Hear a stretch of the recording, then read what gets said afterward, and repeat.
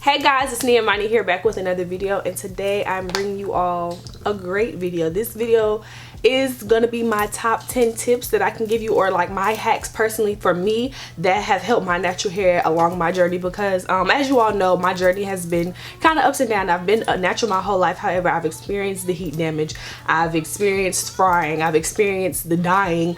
So I'm just basically coming to you all, giving you all some things that have helped me and have helped me maintain length, retain length, and just help my hair flourish. I do really think that this video is going to be bomb because it is in collaboration with somebody that I truly adore here on YouTube. Her name is Kaice, Alea. Some of you might be familiar with her, some of you may not, but if you're not, definitely when you're finished with my video, please be sure to head over to her channel and watch her video as well, because she will be sharing with you all some of her tips and tricks that have helped her along her natural journey as well. So definitely check Kaice out. She's super, informational. Is that even a word? She's just super informative. That's the word. She's super informative. Her videos are really cool, high quality, great personality. So just when you get the chance after you watch my video, you better like literally go over to her channel and watch. So yeah, basically I have 10 tips in my phone that I'm going to be giving to you guys. However, this is just like me saying this type of thing. However, in some upcoming videos, I will be providing some more information to you all about the things that I do and why I do them in a more so like sit down type of thing, where I'm kind of like breaking up everything and kind of giving you guys some more tips and tricks that I can, some more information that I can provide you. But right now, this is just going to be my top 10 tips that have helped me along my natural hair journey.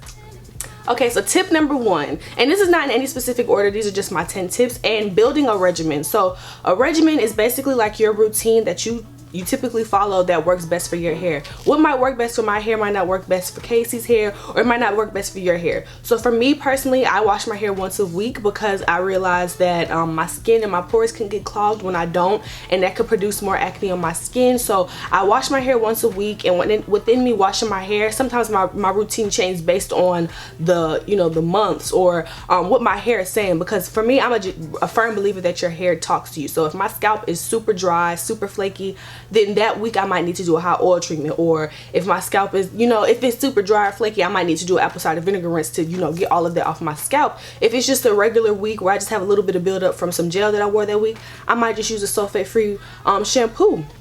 But every time I do that, you just want to make sure that you are building a routine for your hair, that your hair likes it, and that you see that is working for you. So for me, I realize washing my hair once a week, I always make sure that I detangle when I have conditioner in my hair, because that's what works best for me. I make sure I use a slippery conditioner, and then I always deep condition every time I wash my hair. Even if I'm co-washing or, shampooing and washing my hair, or if I'm doing apple cider vinegar rinse or doing my hair, I deep condition every week whenever I do my hair. So that's the regimen that I have built for myself. However, everyone's regimen won't be the same, but definitely finding out a routine, a step-by-step routine that you can do that works best for your hair.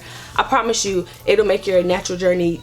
Once you find out what works best for you, the styles that work best for you, or the routine that works best for you, I promise you it'll get easier. So step number 2, and this is like something that people on Twitter are just like, I'm tired of all these people like drink water and you're gonna have a cute body and good skin.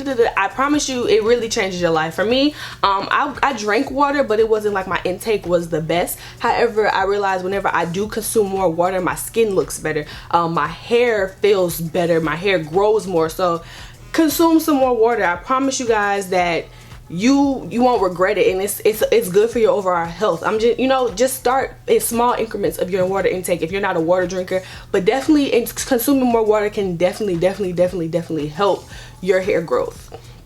Number 3, and I get this question a lot, especially by my subscribers on Twitter, on Instagram, on every platform. Everyone is like, Nia, how can I get rid of heat damage?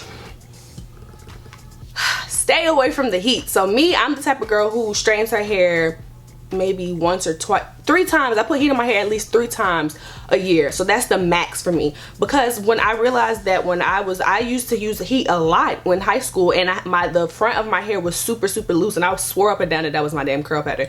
It was not my curl pattern, it was heat damage. So to eliminate that heat damage, you know what I did? I cut my hair. So for me, I say taking excess heat out of your if you want to be natural, and I'm not saying that you have to be curly. If you don't want to be curly, that's okay. But for me personally, I want to be curly. I enjoy enjoy being curly. So I personally do not use heat. I don't use excess amounts of heat. I found ways where I can, you know, get a blow dry look and stretch my hair without using the blow dryer. So that's cutting out excess amounts of heat. If I want to wear my hair straight, you know, I make sure that I kind of do it in the winter months. I did it this summer just so I can trim my ends and show you guys a length check.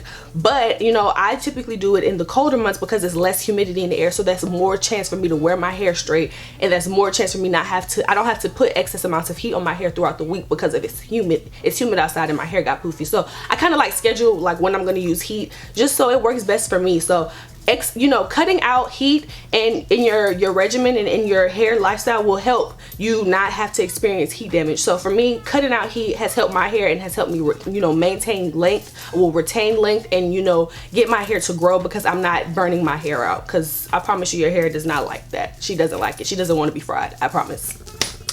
Okay, so step 5. This, I tell everybody this, but you know, everybody, it might not work for you. But for me, deep conditioning, deep conditioning, deep conditioning, deep conditioning, deep conditioning. So somebody at work, my friend at work, she told me that, you know, deep conditioners can be expensive. However, you can make homemade deep conditioners.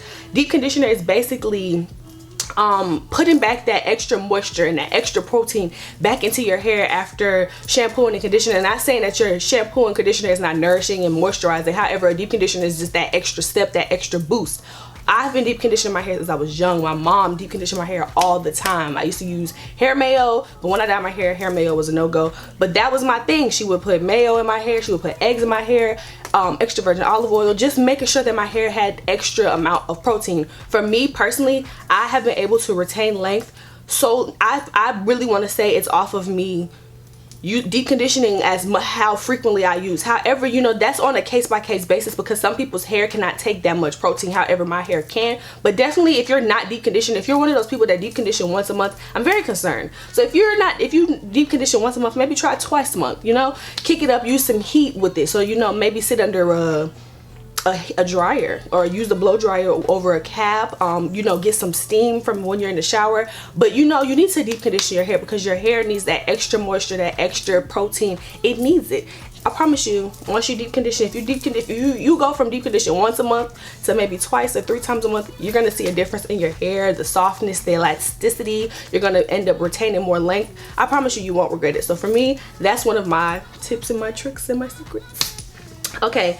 So number 6, detangling properly. So a lot of people don't understand that there's a proper way to detangle your hair. And every video that I do, whenever I'm in the shower, whenever I'm showing you how I personally do my hair, I make sure that I'm showing you how I properly detangle my hair because you can end up experiencing more breakage if you don't detangle your hair properly. So for me, whenever I detangle my hair, I do my hair in sections. So typically it's in 4s. I start in the back, and if my hair has been extremely knotty, I make sure that I split that section again. You want to make sure when you're detangling your hair, for me, I don't detangle on dry hair because that's going to, you know, cause more breakage because it's dry hair. I do it on wet hair, and I make sure that I'm using a slippery product. So when you're using a slippery product, you're able to glide through your hair. And when you're detangling your hair, it's best that you hold it kind of, especially if it's extremely knotty, and begin to detangle at the ends. Because if you start at the top, you're going to experience breakage, and now your hair is cracking, breaking. You just broke up all your hair. So definitely make sure that you're detangling on wet, slippery hair, and that you're, you know, doing it from the bottom. So you want to start from your tips and then, you know, work your way up. And for me, sometimes it's better if if I'm detangling, to keep my hair from not tangling again, twist that hair, twist that little section up. I promise you, I have, you know, several videos on my channel that's showing how to properly detangle your hair. But a lot of you all will understand as you build a regimen and you learn different tips and tricks, your hair's overall health will improve just because you're treating your hair better and you're treating your hair like she's your bestie. So definitely give your hair love and don't just be, you know, just doing all of that. When I see people detangle like that, I literally cringe and want to cry because it's like you do not care about your hair at all. So definitely, you know, that's another tip and trick. Give your hair some love. Don't just be doing anything all willy-nilly and not really like caring about your hair, because ultimately then your hair is not going to care about you and it's going to break and you're not going to have any edges and it's going to all fall off. And there's nothing fun about not having edges if you can avoid that. All right, number 7, scalp massages. So personally, I use my before I got my Vanity Planet, I was doing scalp massages whenever I would do like my deep condition or my hot oil treatment. I was, you know, massaging my scalp. It's so important because a scalp massage basically promotes hair growth. It gets that blood flowing, and then, you know, it's gonna, you know, promote growth. So for me, it's good to not deep condition. It's good to massage your scalp when you are in the shower, when you're doing a hot oil treatment, or if you're just bored. So say you started, you know, my friend, she broke off her edges. So I said, girl, you have to get these edges back. And you can get your edges back, or you can promote growth in an area that you feel like hair is not, you know, being active, or it's not growing as fast as you want. Get a little oil, or, and you know, and just massage. I swear, if you just went and massaged your hair like 10 minutes out the day, your hair will love you. It literally gets that blood flowing, and it really promotes growth. So I've realized that's another tip and trick that has helped my hair to grow. So massage that scalp. If you are interested in, you know, purchasing one of those Vanity Planet massage brushes, I promise y'all, I have had the same one since freshman year of my college. I'm going into my junior year. That's probably one of the best things that I've ever purchased. My family purchased them. They love them because it really gets in your scalp. It gets that dirt and debris off your scalp, but it's massaging your scalp and it's promoting growth. So I really massage that scalp, okay? Okay, number 8. So this is a big thing for me, and a lot of people don't do it, and it actually concerns me too. Sleeping on some sort of satin. So whether that be a satin pillowcase, a satin bonnet, using a satin scrunchie, but you cannot expect your hair to grow if you're not properly taking care of it at night. You could be doing everything right, but you want to make sure that you know, a lot of people are lazy naturals, and I'm not, you know, I'm not anti-lazy natural. Some people just, they don't want to mess with their hair like that, but the least you can do is sleep on a bonnet. Like, I promise you, that's the least that you could do. So with that, I definitely say, if you don't want a bonnet, some people don't like that, sleep on a satin pillowcase. Your hair, if it's rubbing up on that cotton, especially, you know how it rubs up on your clothes, your ends are gonna, you know, that's friction, and that's gonna end up causing splitting. So if you think about it, you're sleeping on cotton. If you're sleeping at night, you're sleeping for 5, 6, 7, 8 hours. You're rubbing around, and now your hair is dried out. Your ends can begin to split, which would definitely, you know, kind of stunt your growth. So like, I'll give you guys like an example. So think about when babies are, you know, they're young and they begin to have bald spots in the back of their head because they're, you know, they're beginning to rub around when they're at night. So now they have a bald spot because they've been rubbing on that cotton. If you get your baby a bonnet, or if you get yourself a bonnet, you will kind of avoid that. So that's kind of like a thing that happens. So like, babies rubbing on that cotton is kind of like stunting their growth. My niece, my sister, when she started realizing my niece was kind of experiencing that, she got a baby bonnet, and then she also got baby silk sheets, and it kind of helped her hair, you know, not do that. So definitely invest in some satin, something of satin. So a satin pillowcase, satin scrunchie, a bonnet. I just throw my bonnet on at night. Even if my hair's, you know, not in its best state, if it's been in a rough, rusty bun, I'm still putting my bonnet on because I have to protect my hair, protect its strands, protect my stresses. Whew. Okay, so number 9.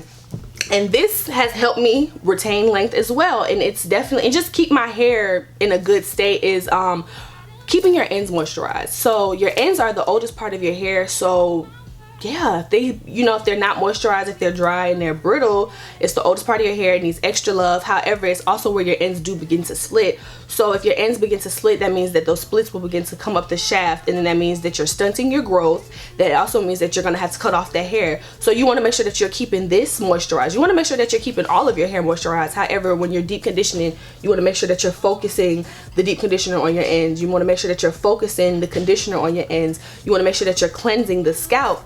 But for me personally, whenever, say if I'm refreshing a wash and go, spritz, spritz, spritz, spritz my water, throw some leave-in, bam, it's on my ends. Make sure I'm sealing all my moisture. I put all my oils at the ends of my hair. I do it all throughout my shaft. However, you just want to make sure that you're keeping your ends moisturized because they are the oldest part of your hair, and you just want to make sure that's what you're doing. So that's number 9.